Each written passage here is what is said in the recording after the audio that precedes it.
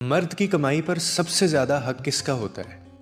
एक आलिम दीन के पास एक शख्स जाता है और वो ये सवाल पूछता है और वो आगे से इतना खूबसूरत अंदाज में मिसाल देकर वो आगे से जवाब देते हैं, वो मैं आपके साथ अभी शेयर करता हूँ।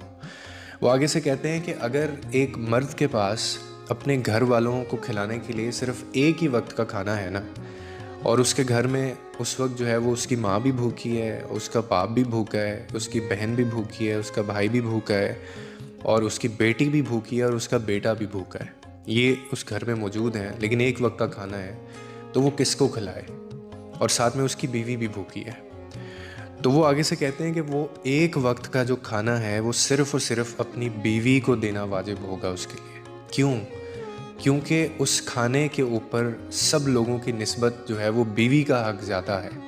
यानी बीवी पर ख़र्च करना मर्द के लिए सदका भी है, इबादत भी है, रिस्पॉन्सिबिलिटी भी है, ये तीनों चीज़ें हैं। क्यों? अब मैं आपको रीज़न बताता हूँ। क्योंकि ये वो रिश्ता है, मैंने आगे भी कहा है, जो खून नहीं है आपका, लेकिन वफ़ा इसमें देखें कितनी है। माँ, बाप, भाई या जो बहन होते हैं, ये आपका अपना खून है, मगर बीवी वो रिश्ता है जो तुम्हारी किस्मत में लिख कर तुम्हारे नसीब से तुम्हें मिलती है, और फिर वो तुम्हारी हर थकन, हर दर्द और हर परेशानी को बांटती भी है। उसके दिल में तुम्हारे लिए दुआ भी होती है, तुम्हारी राह में कुर्बानी भी होती है। और फिर अल्लाह ने इसी रिश्ते के बारे में ये फरमाया है कि औरतें तुम्हारे लिए लिबास हैं और तुम उनके लिए लिबास हो। यानी आप अगर इसको थोड़ा सा समझें कि एक दूसरे का सहारा भी, इज़्ज़त भी और पर्दा भी। इसीलिए बीवी पर ख़र्च करना वो महज़ एक फ़र्ज़ नहीं है, बल्कि वो मोहब्बत का